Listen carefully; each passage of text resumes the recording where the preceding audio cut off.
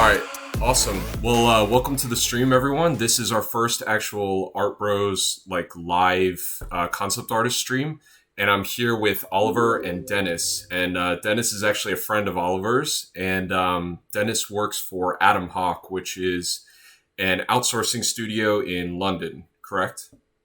Newcastle, UK. Newcastle, up north. Yeah. Awesome.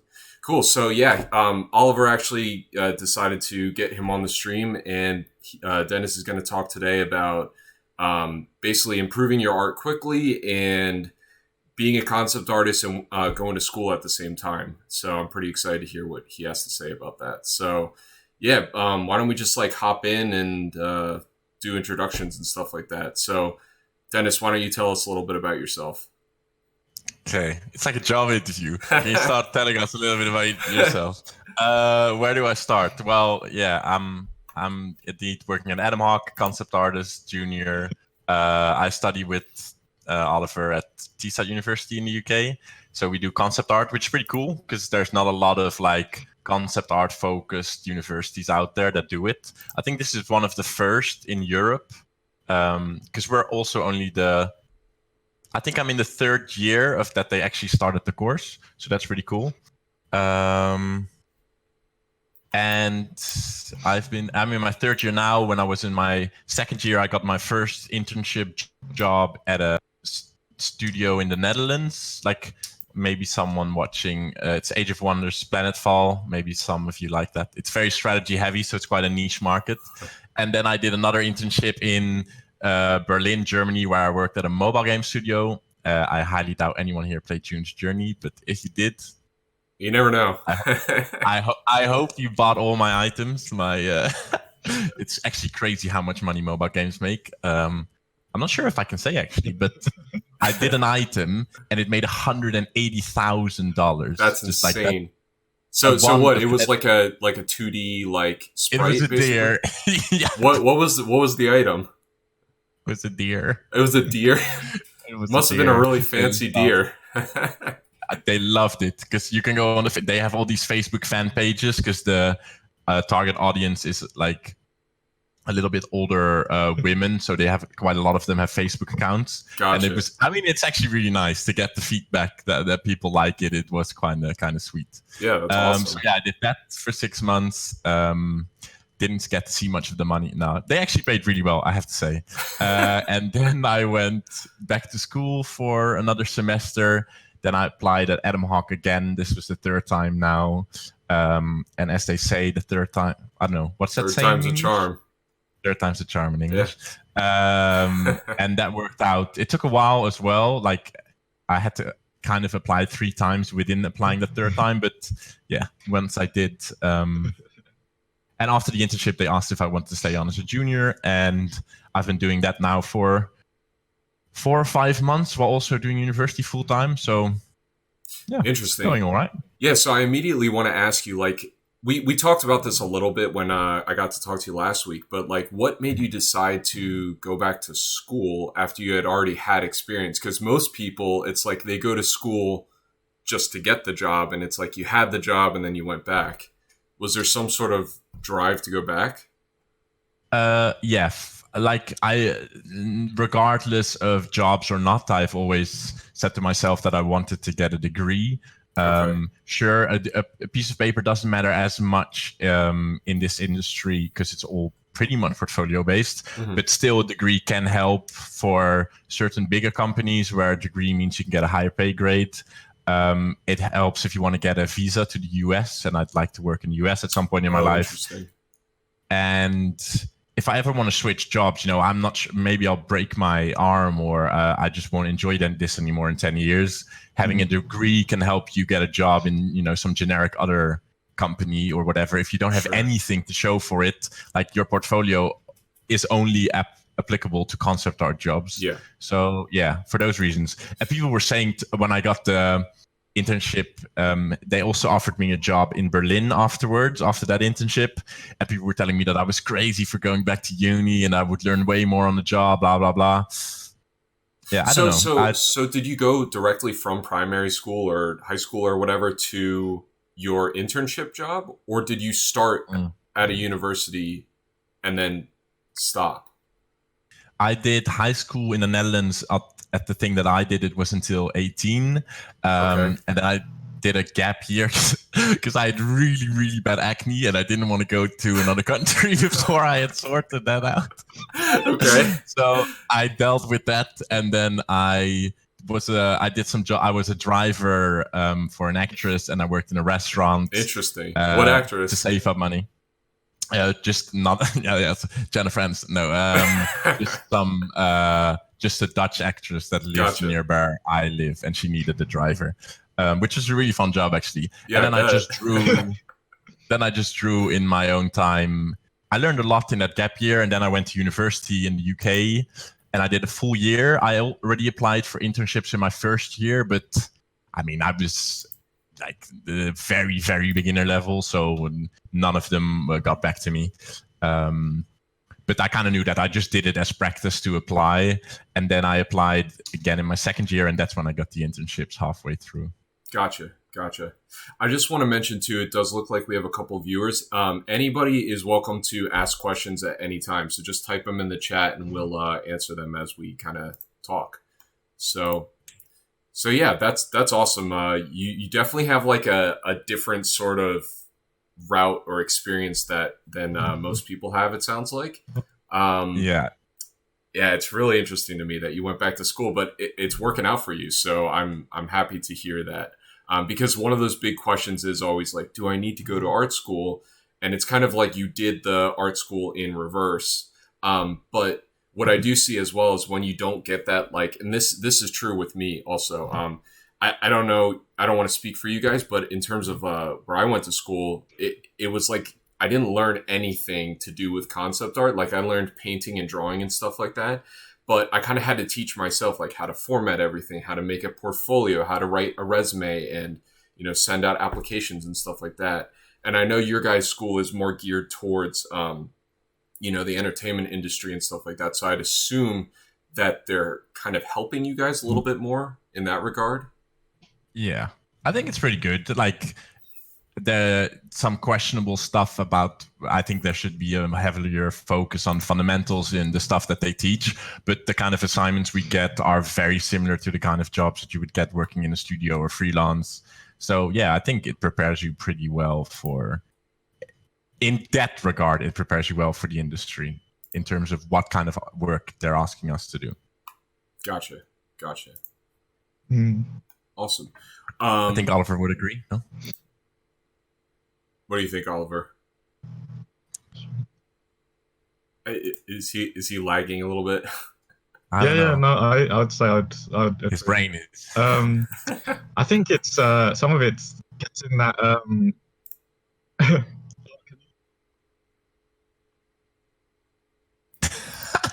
He's definitely behind. That's all right. Is there lag? I don't Yeah, know. you're It seems lagging like a you're Am I a hearing bit us a out few of seconds later. That's all right. behind?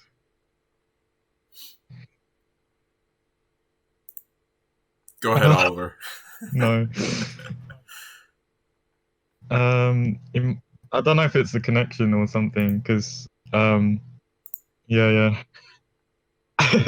No, I was just going to say that for me personally,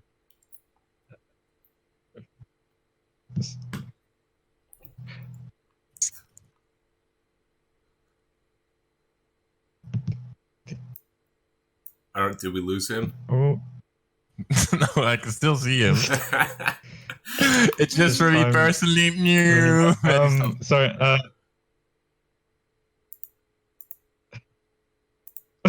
Are you listening to Twitch audio, Oliver? Because Twitch audio is like behind a few seconds. So if you're listening to yes, that, it's I think it's getting that exposure to the fundamentals.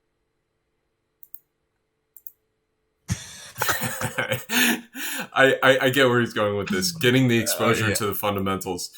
Yeah, I would agree with that. Yes. In terms of like going back to my schooling, it was like we had figure drawing class, but nobody taught you how to figure draw. So it was kind of like you had to do a lot of self-learning, and I ended up doing a lot of like YouTube tutorials and stuff like that to kind of get my skills to where I am. And I still feel like a lot of the stuff in terms of like not traditional concept art, but like, you know, concept art you would normally see online. Like I still have to like look stuff up to see like what is a proper way to go about lighting a figure, or, you know, what are good angles, or like what's a good format for a nice presentation and stuff like that. That's kind of some stuff that I missed out on, and makes me kind of feel like you guys are in a good position going to the school you're at to be learning that kind of stuff. So I think yes, but when you say that, like we also do live drawing a lot, but there are also no teachers, so it's us just doing the live drawings ourselves as well. gotcha. And the classes that we do have with live drawing is very minimal what is explained or how to do the figures and stuff. So I think in any art school, it depends a bit on what kind of art. Like I know some American or like the Feng Shui school and stuff, it's more streamlined. Yeah. It's a lot of self research, and like they just give you the tools and you need to do everything with those tools to get where you want to go. But yeah, we definitely don't get taught anything in live drawing class.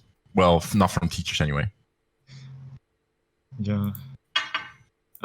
Actually, interesting. Speaking of life drawing, I've have two friends that went to FCD, and they really, hence the fact that why they don't really do figure drawing at all in their stud during the course. So they're kind of geared more to kind of industrial design, kind of more the mentality of thinking and product design. So it's probably getting more of the artist to think about kind of like, how to draw stuff in perspective quite accurately. And Gotcha. Yes.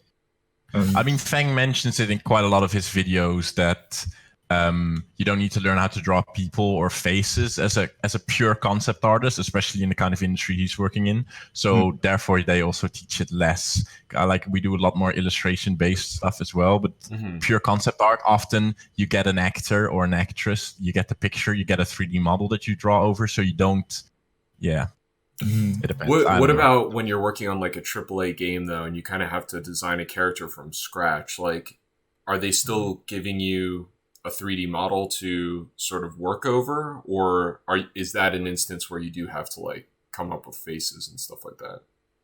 I mean, it depends. Current project I'm working on, it's I can say that it's established characters, so you don't design the faces or the bodies. That's been done already. But yeah, there's definitely projects where you have to draw the faces and stuff from scratch. And I don't really agree, but I knew Fang said it in like video 89 because I watched it like last week specifically. He mentioned, drawing faces and people is one of the hardest things to do. So it's the thing that we leave till last. And it's also not as important for a concept artist if you're just designing ideas. Yeah. Which I think there's some merit to that. Yeah. I think someone has asked a question. I think you touched. I think you touched a great point about that actually, because I feel like even in my own practice that I started out a lot just doing portrait drawings, like during my younger years, and I think it's very hard to actually learn fundamentals with just kind of personally through portrait, and I feel like still life for me personally has definitely got to think more in terms of 3D and planes. So I don't know what's your thoughts on that, really. If you had any personal struggles or with stuff. I think in general, doing form-based learning, if anything, is better. Also faces. Like I think a lot of people draw a lot of faces, especially now because there's this huge Instagram trend where face portraits gets thousands of likes because it's, people connect with faces. So doing stuff like that is very likable for the general public as well. But yeah, I think you'll improve your faces way more if you do like Loomis head studies and then take pictures of your own face and move a lamp around yourself from up and down and then draw that. I think is always better than just copying photos. But someone did ask a question, by the way, in the... Yeah, let's read that. Okay, so this person says, "Hi, I'm a second year UK concept artist student and have realized what I want to specialize in: visual development and animation and animated movies. I have spoken to my tutor about getting a placement, but she thinks I should wait until I finish my education. I'm not sure how I should tackle this since I really want a little bit of professional experience, but I don't know if I'm being too eager." Like, do not listen to your teacher at all. That's terrible advice. Yeah, I mean, 9 times out of 10, you shouldn't really listen to your teachers, but no. If you take anything away from this so far, is never listen to your teacher. I think that makes no sense. Like getting a placement. Placements in general, the idea of an internship is that you are a student when you do an internship and that you go back to studying once you finish that internship.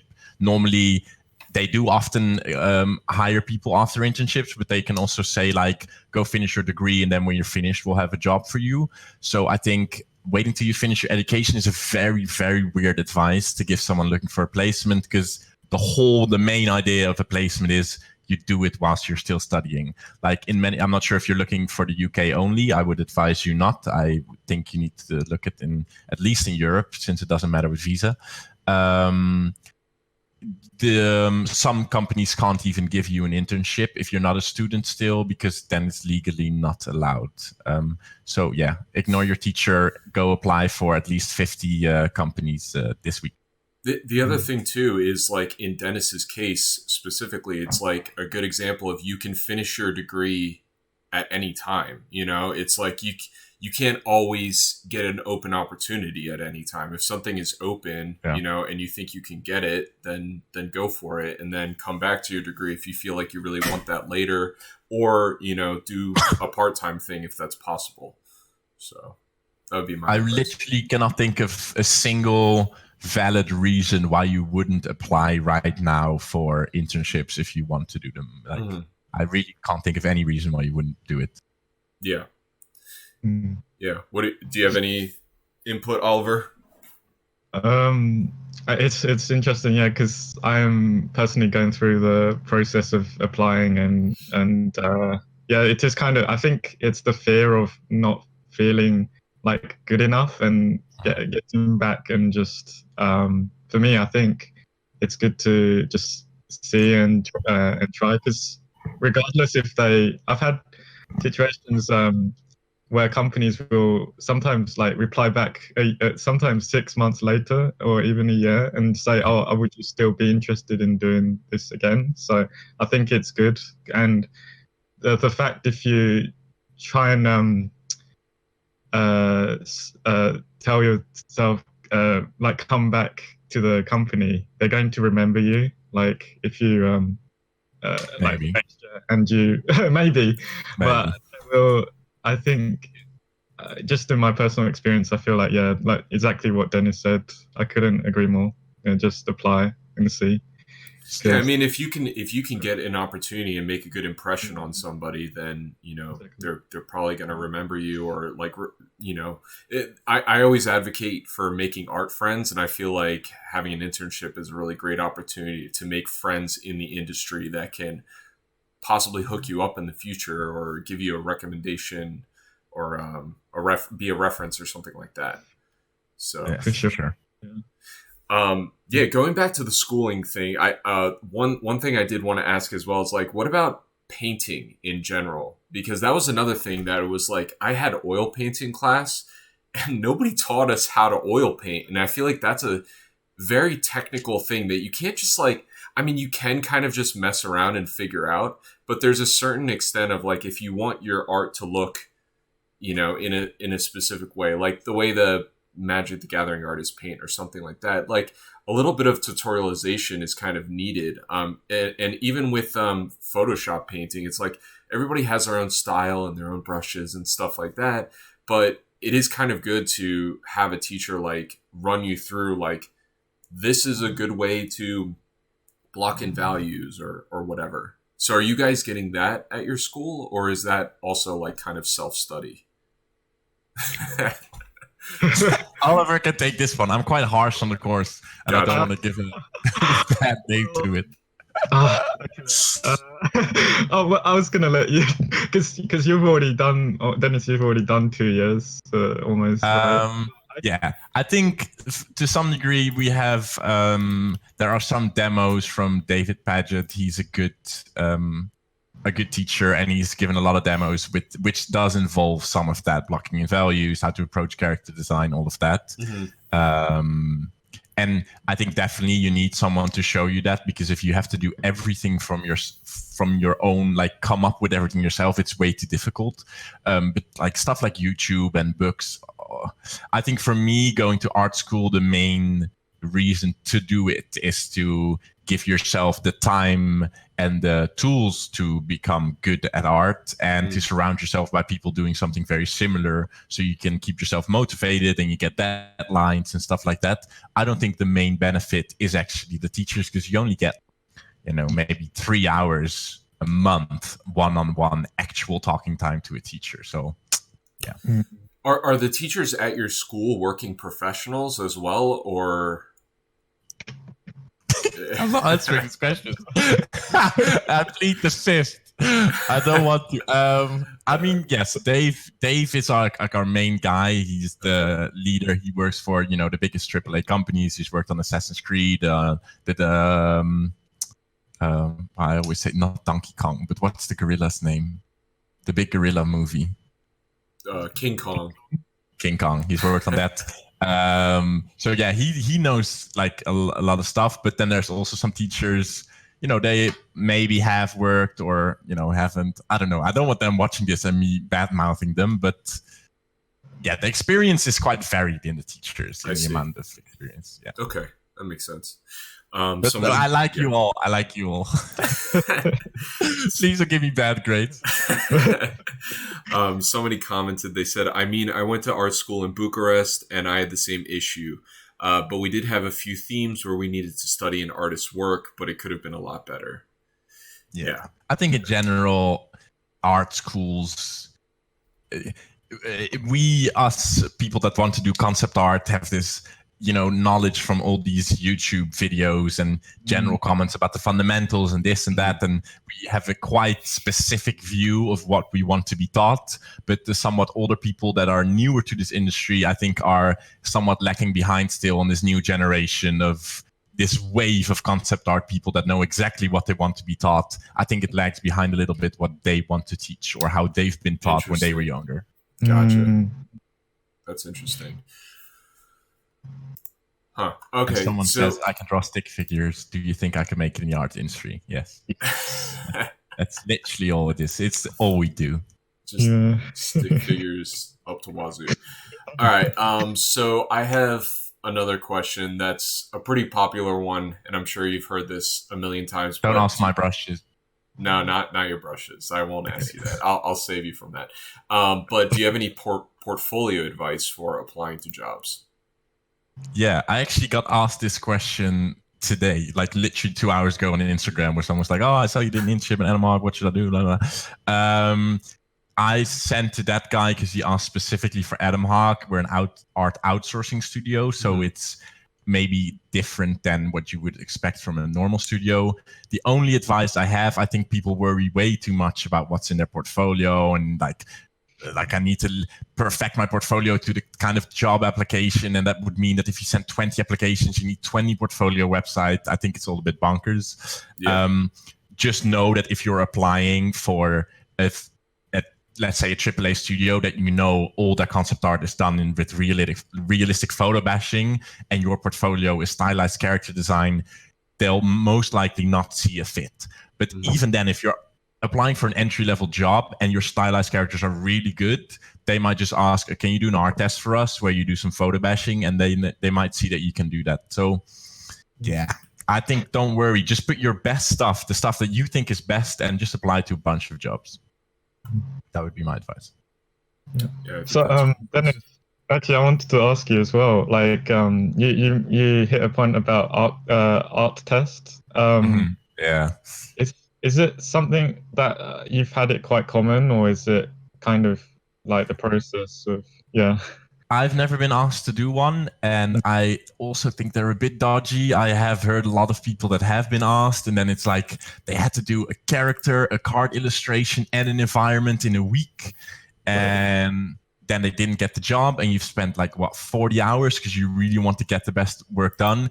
and you don't know if they're using that work as concept art within their team anyway. Like, so yeah, I think it's a bit questionable. I think if bigger companies do it, then you're less likely that you're being scammed. But if you're applying to like loads of small studios and then they're asking you for very specific things, I don't know. I have some questions around that. But in general, an art test, I think the main purpose of it should be if your style or kind of work that the company sees you doing doesn't quite match the work in your portfolio, so they can see if you can do that style or type of work. Other than that, if they're asking you to do the exact same work that's already in your portfolio, I don't see the point in being asked to do that. But I mean, you're going to do it because you want the job, so yeah. Do you have any opinion on being a generalist or a specialist when applying to jobs and making work for your portfolio? I think it depends on what kind of level of job you're looking for. For internships, for instance, let's say, I think the channel or it's mainly students that will be interested in this. I wouldn't specialize too much, because if like a lot of students, they really like this one particular thing and they only draw this one particular thing, and then it kind of becomes hard to see if you can apply that to the thing that the studio works in. So for instance, I got internship at Triumph, which does like strategic top-down games, and then at Wuga, who is a cutesy mobile game studio, and with the, kind of the same portfolio at a AAA art outsourcing studio. And it was all because I just had a big variety of work, like environments, characters, not really stylized work. Show the stream your ArtStation portfolio as we talk. Yeah, you can do that. You can also do my website, because ArtStation, I have different stuff on, so it might be more relevant for people to see what I actually would send to a company. Okay. So that's just dennisvankessel.com. Dennis van Kessel. I'm gonna get so many clicks. I should have ads on my website. Could make money off of this. Here, I'm pulling it up. Cool. Nice. Yeah, you do have a variety of work. It's like some environment stuff, some studies, some line work even. Yeah, this is nice. And stuff that looks like it could be card art or like splash illustration. Yes, and I think... Yeah, go ahead. Okay, go ahead. For instance, my first line is like all these splash art type illustrations, is because that's the stuff I want to be doing, like start doing right now. So that's where I want to be doing more illustrative work. Yeah. If I was still applying for internships, I would probably have a bigger mix, because this is the kind of work that if you're applying for an internship, you're not going to get this type of work, because illustration is very like, it's for marketing purposes. It's seen by the actual clients. And if you're a beginner or a junior, you'll probably get to do stuff more like concept art, which isn't directly seen by the actual audience or viewer, or whoever's buying the product. So yeah, maybe don't do too much illustration if you're looking for internships. You can do some of it for sure, but when you applied to these jobs, I have two questions. Was there anything that you got feedback that you were missing from your portfolio? And also, was there anything in particular that the studios really liked from your work, or said that, you were strong in? That's a good question, actually, because I guess if I wouldn't think that people viewing this now should take my portfolio as some kind of example or anything. Because as I said, I really don't think you should worry too much about what's in your portfolio. Atomhawk has released a blog. If you go to Atomhawk ArtStation, whoever's watching this, they have a blog post which has the guidelines for what they'd like to see in a portfolio applicant. So if any of you are specifically going to apply to Atomhawk, follow that guideline or look at that. But again, don't worry about it too much. One interview, they mentioned that I didn't have any prop design in my portfolio. And I just admitted, yeah, it's true. I really don't do that as much. At university, we mainly get asked to do like cooler stuff, like characters, We don't really get asked to do like design 50 chests, which might be... If you're a junior, that's more like the stuff you're going to be doing. You're not going to be doing splash art illustration, unless you're really good, like incredible, maybe. But most likely, that's not the kind of jobs that you'll get. But again, if you do, you're not going to want to do 50 chests and put that in your portfolio all over the place. Like, do it for your job, but do in your portfolio what you enjoy doing, I'd say. So was there anything in particular that they pointed out from your work that they really liked?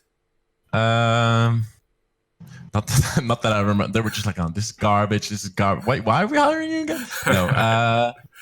No, not that I really remember. Okay. No, there was one interview where it was mainly just like the roast of me. So they just went through my portfolio with me and then just gave loads of feedback. And I think it was just a test to see how I would respond to, some people can't handle it if they're being told your work is shit. It was for the Dutch company, so it's also quite Dutch culture to be quite harsh. Gotcha. Interesting. And just be sure to be very appreciative. And I sent them an email afterwards, and I really appreciate their feedback.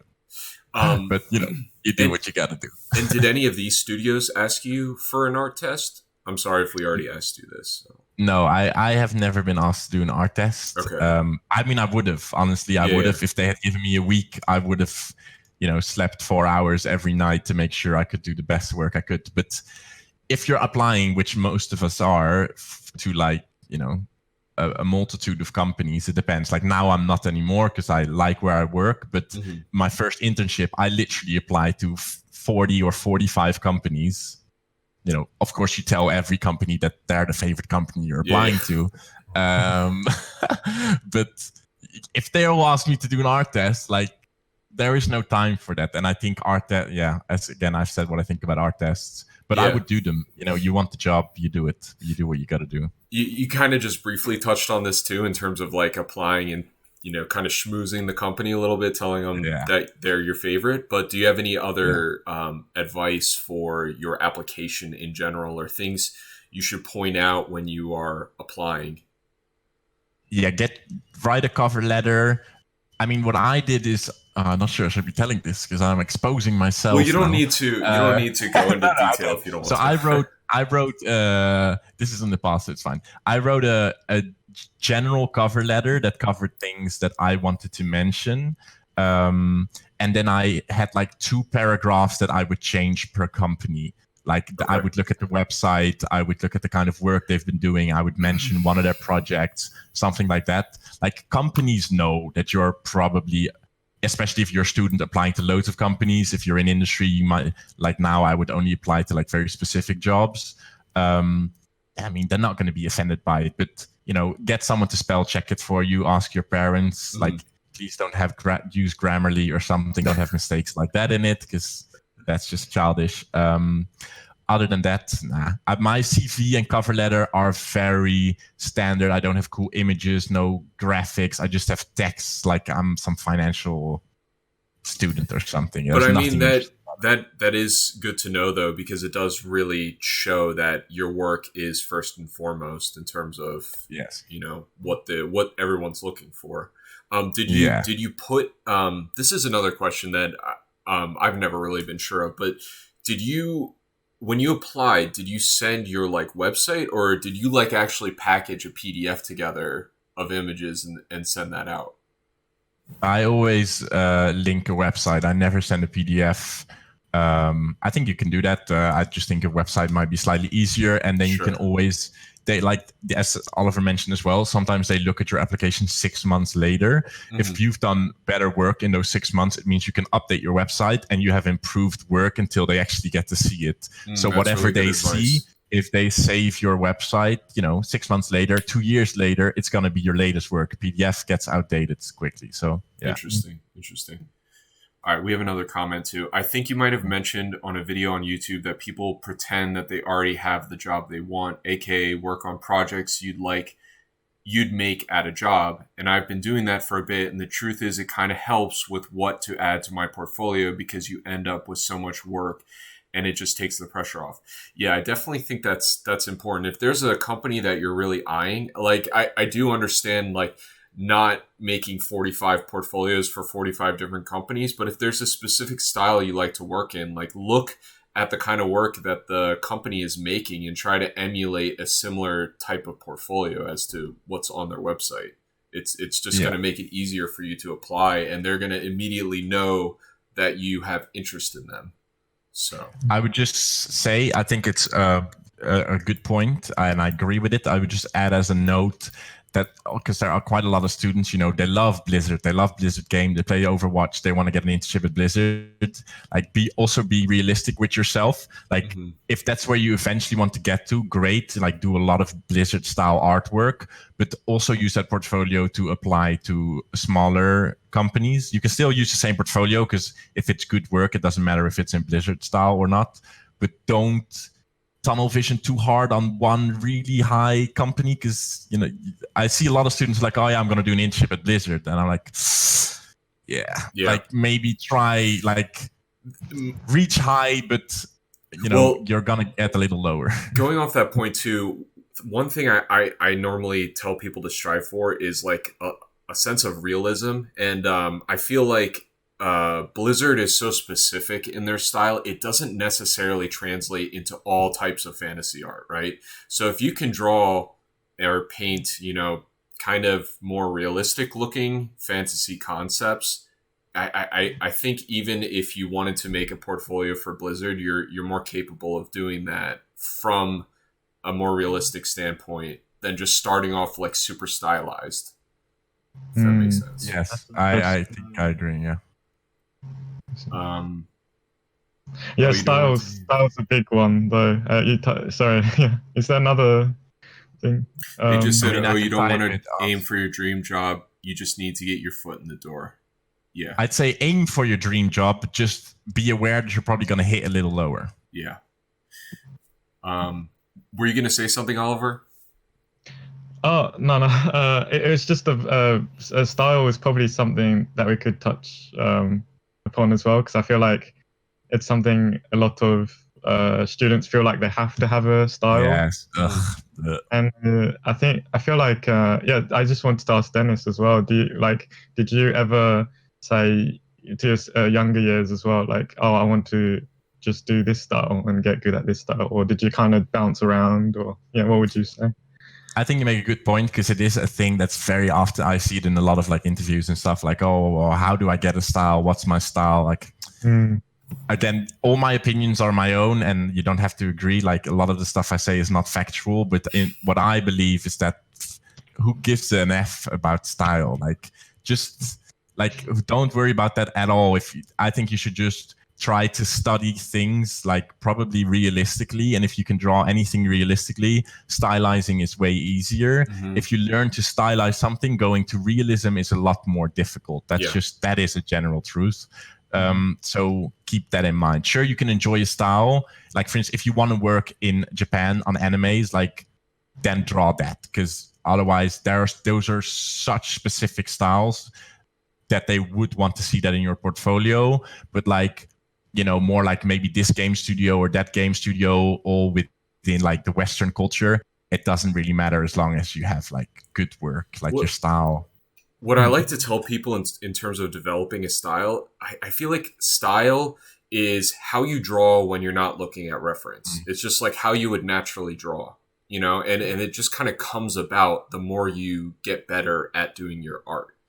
And there's a difference between stylizing something and your style. Your style just comes from the way that you lay down brushstrokes and draw your lines and stuff like that. And it's something that nobody else can emulate. And it's not something that you can really force. It just kind of like happens, And studying realism is always going to, push your style in a certain way, because it's going to be how you perceive forms in your own abstract way. So, all right. So somebody else said, what is the best way to manage time as a student? I sometimes find it hard to balance personal work, uni work, and fundamental studying. I think that's a good question. I think it is a good question. I'm just not sure if I'm the right person to answer it. I sleep in a storage cupboard once a week at the university. Because I don't live where I study. I work in a different city, and I don't want to take the train because it's 4 hours of traveling back and forth combined. So I just sleep in a storage cupboard. So maybe I'm not the person to ask about like a healthy way to balance it. I think you just need to set goals and things that you want to do. Like, for instance, I know I have very ambitious goals of what I want to be doing or where I want to be at in 2 to 3 years. And I know I'm not going to reach those goals if I work 30 or 40 hours a week. So I need to have less of a social life to reach the goals I want to reach. So it's just a balance of how much social life / fun things I want to do / where do I want to get to with my career, with my job life. And then you need to balance it out and be determined no matter what you do. I don't know, you probably have some things to add in this regard. I just feel like at certain points in your life you kind of just like have to put in the time, and everybody has like a different philosophy on this. Like, I feel like I've even watched Feng Zhu videos where he's like, oh, you just have to draw 18 hours a day and that's just it, And it's like, I don't really think you need to do that in order to get done the things you want to get done. It's kind of like you need to, be aware of how you're managing your time. And if you're like, oh man, I'm playing too many video games, I should really be drawing, it probably means you should be drawing more. It's like, just be realistic about what makes you feel like you're accomplished for the day. And if things are going slowly for you in terms of your progress or your career or whatever, then you might need to step it up and put in some more hours. And always make a schedule for yourself as well. Having a schedule is a good way to manage time. That's not enough. That's not enough. 23 hours and 59 minutes. What are you doing that 1 second? Like, what? Are you thinking about playing video games? Are you thinking about eating, showering? Disgusting. That guy will never make it. No, I think in general that it is like on YouTube and in general in the industry, you get a lot of these comments. Oh, you need to work 15 hours a day, 7 days a week. And I mean, there's some truth to it. If you like drawing, unlike other jobs, it is a lot to do just with pure practice. I don't believe there's a thing such as talent or whatever. So if you are drawing 10 hours a day and someone else is drawing 6 hours a day, unless something really weird is going on, the person that's drawing 10 hours a day will get better than the person that's drawing 6 hours a day. So you do need to be I do think most students should be harder on themselves when they're thinking about how much work they're doing. That means if you want to work like for, I don't know, AAA industry or a lot of people say Blizzard, Riot, if you really think you want to work at Riot or Blizzard in 4 or 5 years, that's going to take a lot of hours to get to that skill level. Mm-hmm. So yeah, you got to be realistic with yourself that, if you only do 3 hours a day and play the rest of the day video games, it's probably not going to work out. Yeah. So going off that point, the one thing I wanted to talk to you about, we discussed this a little bit last time I talked, but I have never worked like in-house in a studio. I've always worked freelance. So I'm kind of curious about like what your day is like. Are you working an 8-hour day when you're at the studio? 9-hour day? Yeah. I think Atomhawk's pretty chill, but all the studios I worked at were pretty chill. Like they had, all of them had flexible starting hours. So currently it's between 8:30 and 10 you can start. And then you can leave between 5:30 and 7 then. Yeah, I think. No, between 5 and 6:30. So if you start at 8:30, you're allowed to leave at 5. So gotcha. That's an 8.5 hour workday, but you get an hour for lunch.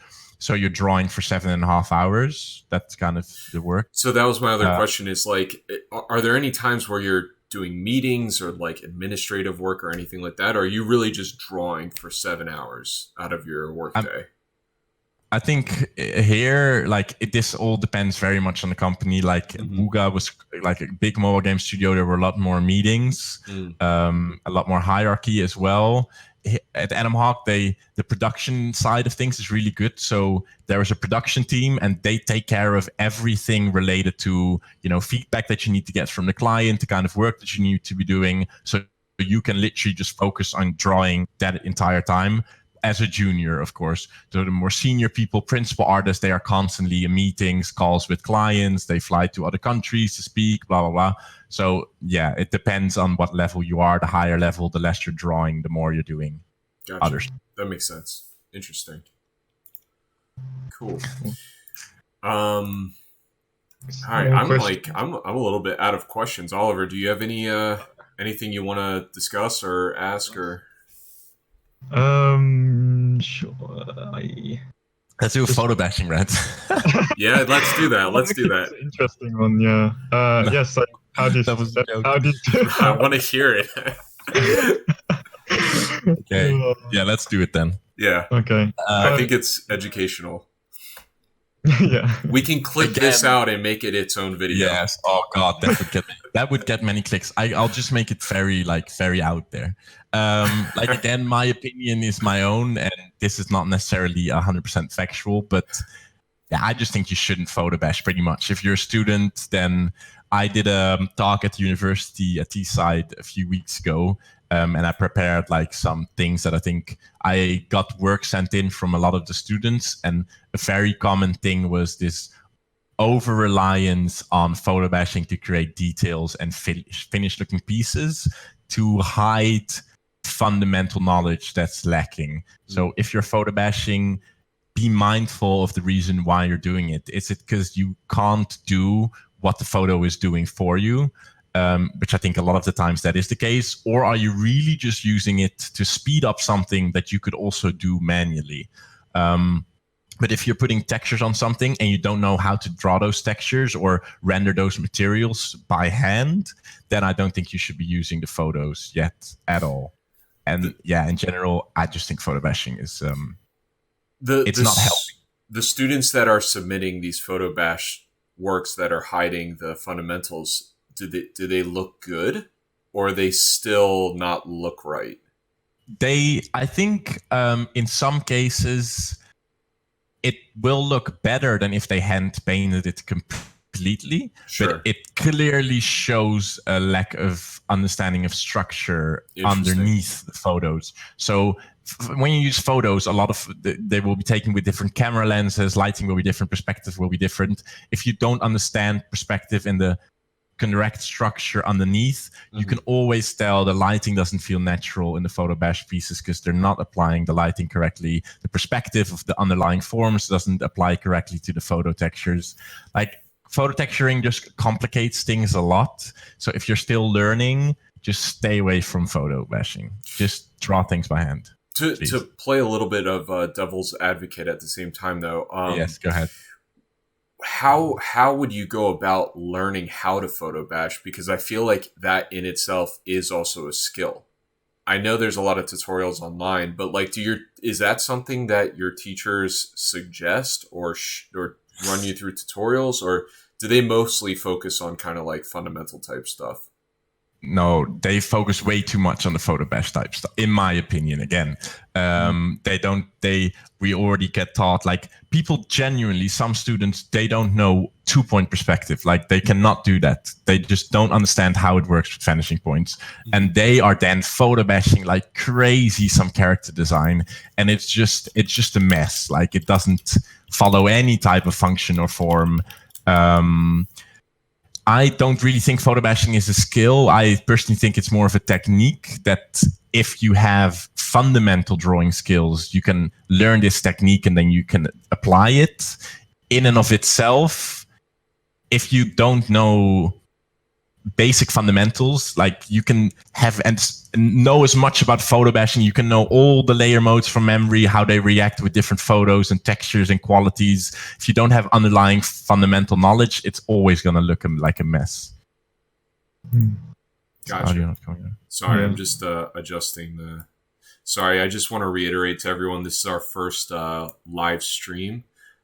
So yeah. I'm still... This is where we realize we've been on mute all this time. And nobody can hear us. They're just watching us. All right, cool. I just adjusted it. Okay, this person wrote a comment. Okay. Yeah, I agree. You can use time-saving techniques when you're under the pressure of a deadline. When you're studying, you should relax a bit more and just take your time to learn things the hard way. Yep. That's a point I do also want to make. If you're struggling, like this comes to the hard way, that is a good sign. Like, the more you're struggling, the more it's being painful what you're doing, the better it is. Because when you overcome that struggle through asking for feedback or you figure it out yourself, that's when you learn something new. Like you should always be in your uncomfort zone, because as soon as you get comfortable with the things you're drawing and are enjoying it too much, you gotta kind of learn to enjoy the struggle. Then you're not improving if you're only drawing stuff that you like doing, that you've done a ton before, because you're not pushing yourself. And when you push yourself, that's when it gets uncomfortable and annoying. But that is what you have to do if you want to improve. I think that's also a lot of students, me including myself, like we tend to go to things that make us happy and that we enjoy doing, but therefore we're ignoring parts where we should be working on to actually improve our work. Yeah. I feel like that's very I feel like that's very hard, especially for students that not coming back to the exposure of fundamentals. And I think speaking for myself, I easily get overwhelmed that like, oh, I have to work on lighting, I have to work on color, I have to work on line art, I have to work on structure, because none of the teachers really tell you to actually split it down. And a lot of the professionals, they'll tell you to practice fundamentals, but I feel like it's very hard to get that kind of insight about how to actually approach it. Right. I think that's fair. Why? I'll put like a roadmap now. Like I don't say you have to follow this exactly, but let's give some specifics. Let's say when I say you should focus on the fundamentals, I think you should get Scott Robertson's How to Draw or any other perspective book that covers all types of complicated perspective. Study that for at least 2 months. Like go through the entire book, do all the exercises, do not stop it until you fully understand 1 point, 3 point, 2.3 point, mirroring planes, mirroring curved lines, knowing how to draw ellipses correctly in perspective, all of that. Like that should be step number 1, because if you can't draw correct perspective, you can't draw anything correctly. Like everything in the world, also characters, you can't draw characters if you don't understand perspective. Everything exists within our eye and with vanishing points. So I think perspective is your number 1 fundamental. So I think that should be the main focus. That's interesting that you say that too, because your work in particular relies very heavily on perspective. I mean, looking at your portfolio, the first 3 characters are kind of these like low shots where you clearly had to be thinking about perspective or set up a grid. I mean, really, besides your 2 character concepts, like all of your stuff focuses on that. It's very interesting. I think especially the hunter cabin design, for instance, a little further down, I did that during my 2nd year of university, and it's all hand drawn in perspective because I wanted to get better at it, and then I just combined my uni work with something that I knew could help me improve. Perspective is just vital. Like you need to learn, and it sucks because it can get really technical, and some students, especially art students, are more the creative type of person and not necessarily the scientific kind of idea, or maths and that sort of stuff. But yeah, it's just something that you need to learn, even if it costs you a year to get through a perspective book. If you truly understand it, it will massively help your skill. For me, sorry, I was just gonna add to that, because for me personally, I think it's just from my, because I'm currently reviewing always going back to my fundamentals, and what I realize is the proportion as well. Just being able to kind of accurately measure distances and do those straight line exercises. All the lines, yes. That's proper basic fundamentals, yes, but it's very important. I feel like a lot of students are missing that, and I think that is the reason why they can't move to perspective as well and understand the reasons. Because I feel like if you just say to someone, "Oh, you need to study perspective," I think in their head it clicks, but they don't really understand why they're using it. It's kind of more. I mean, this is coming from my end as well. It's from my personal experience, because perspective, like throughout history for me as well, it was more of a tool just to like kind of get the general idea. Right, and like how to calculate the forms and where everything hits. I do think it's really, really vital. And just coming back to the straight line idea, without being able to do those straight line, I think problem solving is very difficult. I think I agree, yes, way, especially with the straight lines, that's even more fundamental. And I think if you've been drawing since you were young, then that might come a little bit quicker. I think also now a lot of people are coming into this industry or wanting to come into this industry without like having that drawing since a child thing, and that builds up a lot of that. To go a little further on the fundamental stuff, because I think it's important. If I think perspective, because I understand, I think your point about people don't know why they should be doing it is quite vital, because I want to get that across. Like everything I mentioned before exists in perspective, and if you can understand perspective, the next step is to learn how to draw basic forms in that perspective. So cubes, cylinders, balls, pyramids, and rectangles is kind of a cube.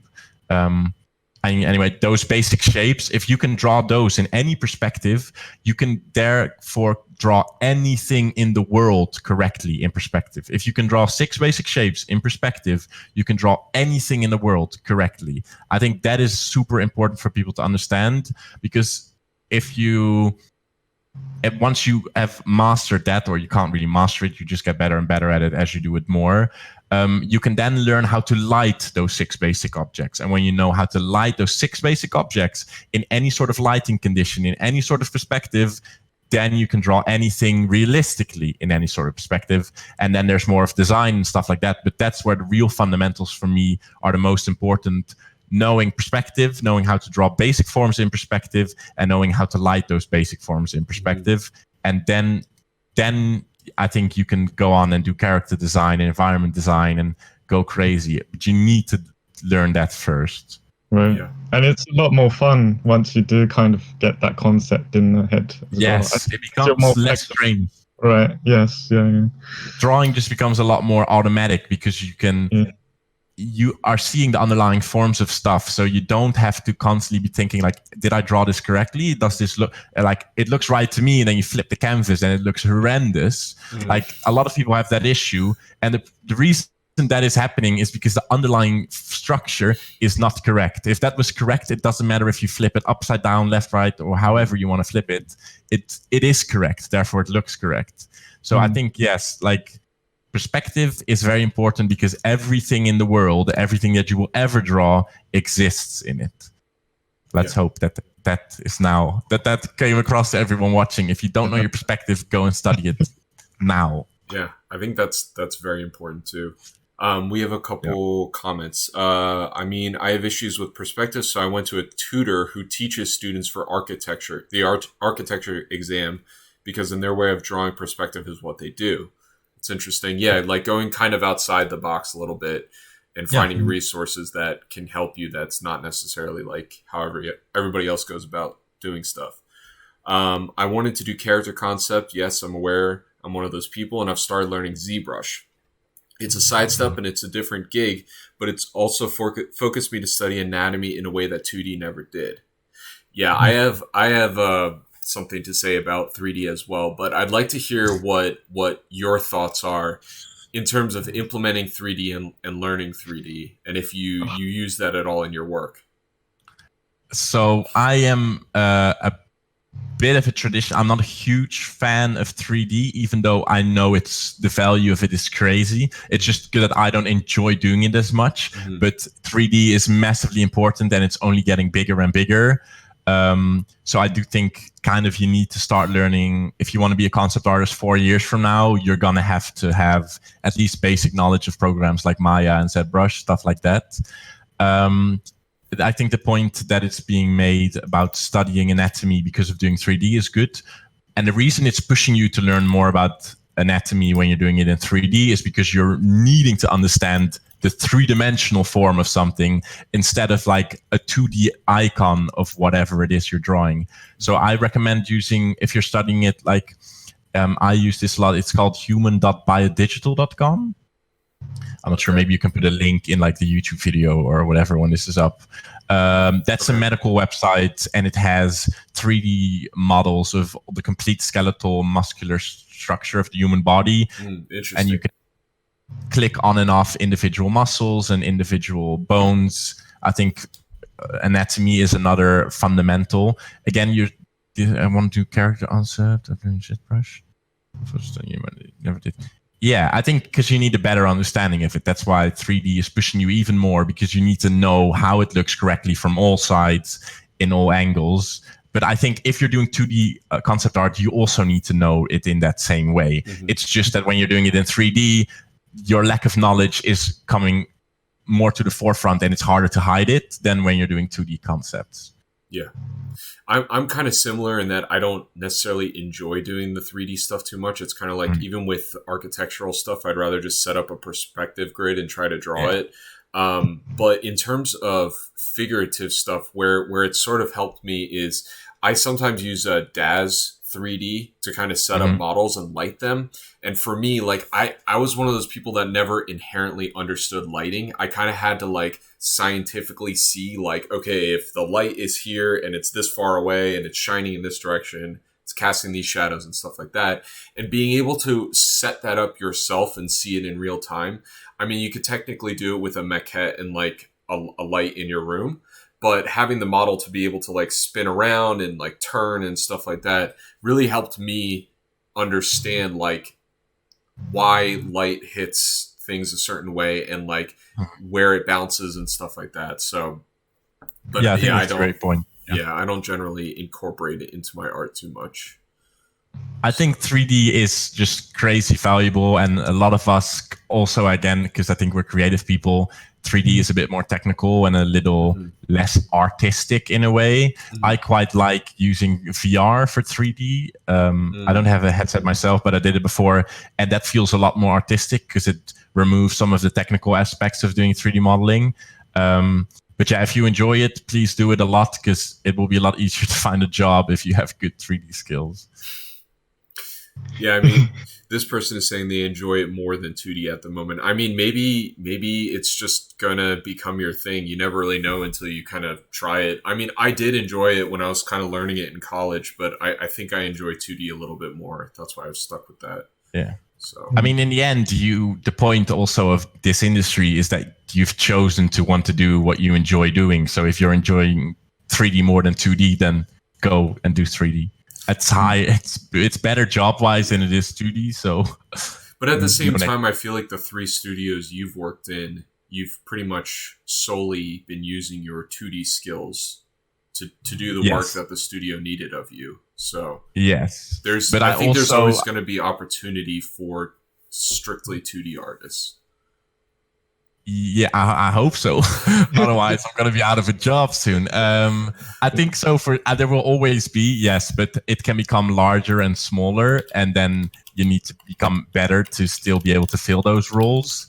Because we're in a relatively new and evolving industry, that can be quite scary. Like, you don't know if AI is going to take over completely doing concept art in 30 years from now, when you can just ask a computer and they will give you 200 perfect concept artworks. I don't know.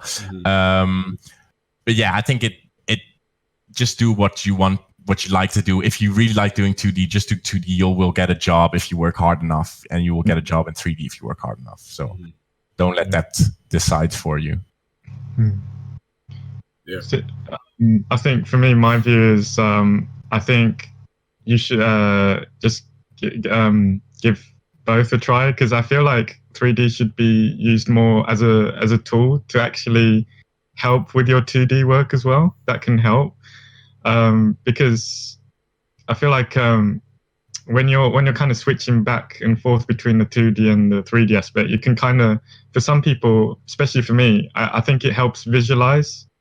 They can, whether if it's a design aspect or a fundamental aspect of structure, you can kind of use it more as a tool rather than like the final image, if that makes sense. And you can because I have seen artists where some of it might be 90% 3D and 10% 2D, and then the other way around, vice versa. Because I think I see it as more of a tool just to help you be more creative, right? Yes. Just I think for concept art, that's where you would like to use it for, but it has also become its own thing completely, like just doing final concept artwork in 3D as well.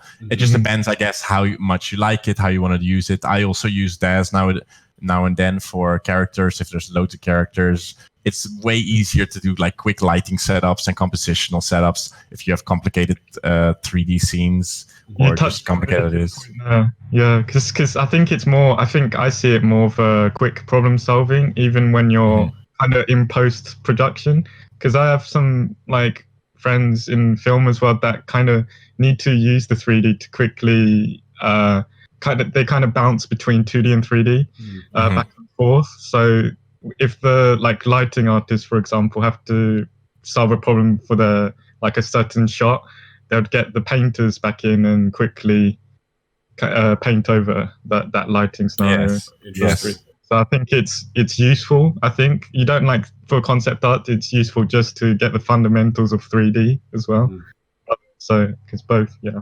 As long as you're not hiding your lack of perspective knowledge by using 3D. Exactly. Because that will come back to haunt you one day. But yes, no, I agree.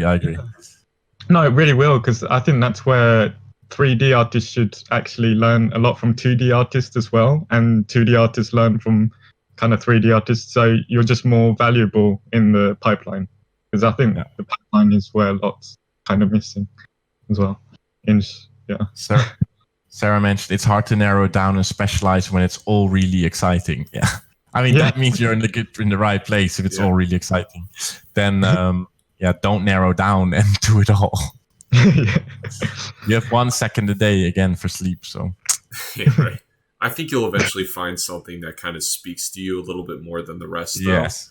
But yeah, definitely, it's good to know how to do everything. That's never gonna hurt. So if you find it all exciting, really just do 3D a bunch, do 2D a bunch. I think it will help. Like it's like they have a lot of transferable skills. Like Nick also mentioned, if you get better at 3D, you will get a lot better at understanding form and lighting and basic structure in your 2D drawings. And when you do more 2D, you learn the same fundamentals that you can apply compositional wise, value wise to 3D models. So there's a lot of transferable skills between the two. So I don't think it never hurts either to do one of them. Yeah, I agree. Sure. Cool. So it's been about an hour. Do you guys have anything you want to talk about before we kind of close this up? I made notes. Okay. Yeah. Go ahead. No, we pretty much covered it all. I just wanted to mention that I think feedback, I think people watching this, they're like in our bros, like Discord, I think it's such communities like that are very important if you want to improve. Like the fundamentals alone will get you very far, but you will struggle while learning those fundamentals. So you need to ask other people for feedback on your work, be it people in real life, people on the internet, people in Facebook groups, people on forums. Like there should be constant feedback, at least, every week you should be getting some input from other people, because it's a lot harder to figure everything out by yourself. So that would be my last point. Like feedback and fundamentals are key if you want to improve quickly. Yeah, I definitely agree. It's something that Dennis and I talked about the other day too. I don't have too many art friends right now to reach out to with some of my client stuff or personal stuff. So it's good to have somebody that can look at your work with a critical eye and just kind of like tear it apart and just be like, this is what you need to fix. This is what I'm seeing that's wrong with it. Because when you're looking at your own work all day long, it's kind of like sometimes it just looks okay to you. And sometimes it's nice to have that person to like push you a little bit further. Yes. And I think giving feedback in that regard as well, even if you're beginner or student or whatever, if you give feedback, for instance, if I give feedback to like someone's illustration, that illustration is already at a point where I'm seeing it with a fresh eye, even though that person might have already spent like 100 hours on it. If I do that with my own piece, I'm not seeing it with a fresh eye anymore at that point of the illustration, because I have seen it for 100 hours. So by giving feedback to other people's work, you're stepping in at a different time in the process of making an image, and therefore you're learning new things and seeing new things that you wouldn't have seen if you had done the piece yourself. So I also think giving feedback is a very good way to learn as well. I agree. So we can all help each other out. Yeah. Somebody's saying, I legit think there's a lack of discussion between different types of artists. Like I've done fine arts in uni, and then I went was an intern at a gallery. I was a game tester. I started doing digital 2D, then Illustrator graphic design. Like there's an important lesson in each of these, even in music with rhythm. Yeah, that makes sense. I gave Oliver some feedback, even if he's better than I am in practice. I just think I have a good enough eye to give feedback, and my hand is NyQuil. Yes. Yeah, that's definitely something that happens when you're, especially when you're first starting out. You're like, you can see what's wrong, but you can't do it quite yet. But I think that's always a good place to be in, because just know that like if you can see it, you're gonna eventually develop the skills to fix it. To add to that point, I think asking for feedback from people that aren't artists is often better than asking for feedback that are artists. Like my parents are the harshest people in the world when it comes to my artwork. Like they complete, like I never ask for it from them because they're not the type of people that I would normally ask. But when I show them my work, they're always like, "That looks a bit weird though. Why that arm doesn't make any sense? That doesn't all like that. Like an artist, people would be nicer about it. Like." People who aren't in art, they don't know that it can really hurt your feelings sometimes or make you feel uncomfortable. So they'll be very harsh and real with you, which is the kind of feedback that you should be getting. So again, give feedback to people and ask for feedback of anyone. They don't need to be better than you. Like there is no such thing, but they don't need to know certain things. They just need to tell you what they're feeling when they see your image. Mm-hmm. Yeah. I couldn't agree more with that, because it's that kind of thing where, like you said, you kind of pigeonholed into a bubble and you're not quite sure what's wrong with it. That's when I would send you my work. I know quite a lot, and I really appreciate you just because just showing me like areas I need to work on, because it kind of triggers to myself that I need to relook at this or relook at this section, right? And so I think very useful, even if just questioning that whether if it looks right is really helpful. Yeah, for sure. Cool. Okay. Dennis, is there anything you want to plug about yourself? Anything you want to share? No, I don't have any plugs. I mean, check me out on Instagram. No, I don't have any link like that. You can follow me on Instagram. It's Dennis Art One. Yeah, what is your Instagram? I think I actually have it. Dennis Art One. I'm not sure if it's worth a follow, but you can do if you want. It's definitely worth. It's always worth a follow. Dennis Art One. Follow him on Instagram, and do you have people follow you on Facebook and stuff like that too? Are you a Facebook user? You can do you can follow me on Facebook. Is a bit more personal, so I won't accept friend requests if I don't know you, but you can follow me there. I do a job post there or LinkedIn or whatever. Just find me. Cool. I'm always happy to give feedback. So if you just send me a direct message on Facebook or Instagram, I'll give some feedback.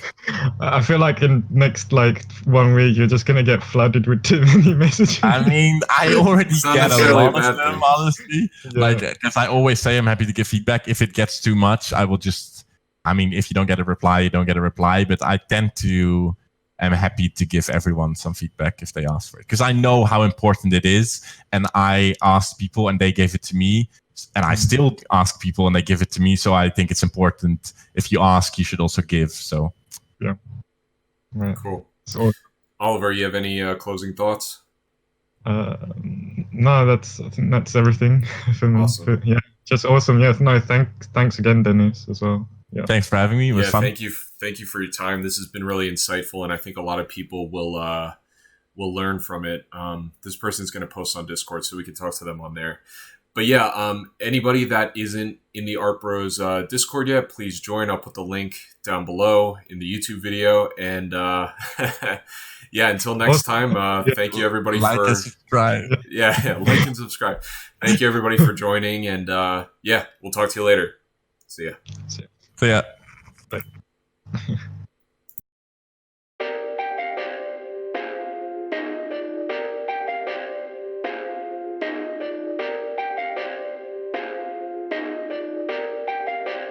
Perfect.